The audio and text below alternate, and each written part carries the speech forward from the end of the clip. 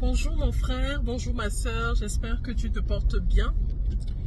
Moi ça va plus ou moins bien, c'est juste que je viens de subir plus de 30 minutes sur place d'embouteillage et j'avoue que ce n'est pas évident, c'est-à-dire que juste parce que quelqu'un a décidé de monopoliser la route, il met des embouteillages sur 2 km.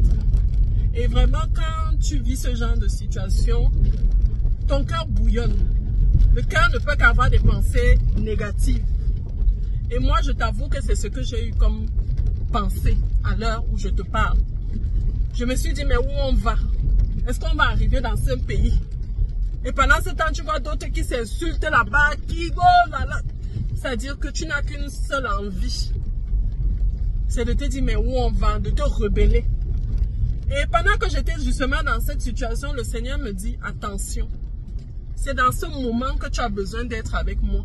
Ne pense pas que tu as seulement besoin d'être avec moi quand tu es à l'église ou dans ta chambre seule, tu veux prier. Non, c'est dans ce moment que tu as besoin d'être avec moi. Comme un de mes frères disait, c'est dans les embouteillages même qu'on cultive la patience. Parce que c'est à ce moment que tu dois demander au Seigneur, donne-moi la force d'être patient parce qu'elle va exploser dans les secondes qui viennent.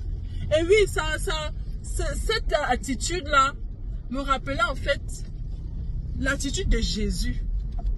Jésus qui, dans l'évangile de ce dimanche, nous voyons comment Jésus va prendre un fouet. Il va faire un fouet avec des cordes pour aller chasser les marchands du temple.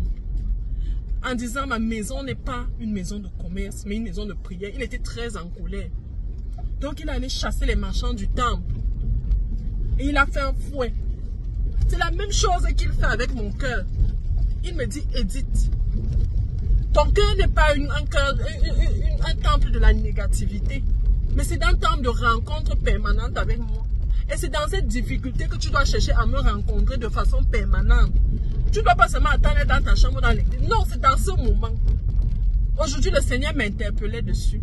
Et à travers l'évangile de ce dimanche, je comprends vraiment qu'il n'est pas content. Il n'est pas content quand nous avons des cœurs indisposés vis-à-vis de lui. Il veut que nous soyons toujours en permanence avec lui. Oui. Donc aujourd'hui, le Seigneur m'appelait à revoir mes pensées, à revoir mon cœur. Et il t'appelait également à revoir ton cœur, mon frère, ma soeur. N'attends pas seulement être à l'église pour avoir des bonnes pensées. Oh Dieu, tu es bon. Et quand tu es devant quelqu'un qui te met en mal, tu dis qu'attends, il va me venger. Non. C'est à tout moment que le Seigneur a besoin de toi. C'est à tout moment que le Seigneur a besoin de cette rencontre avec toi. Donc je te souhaite un bon dimanche.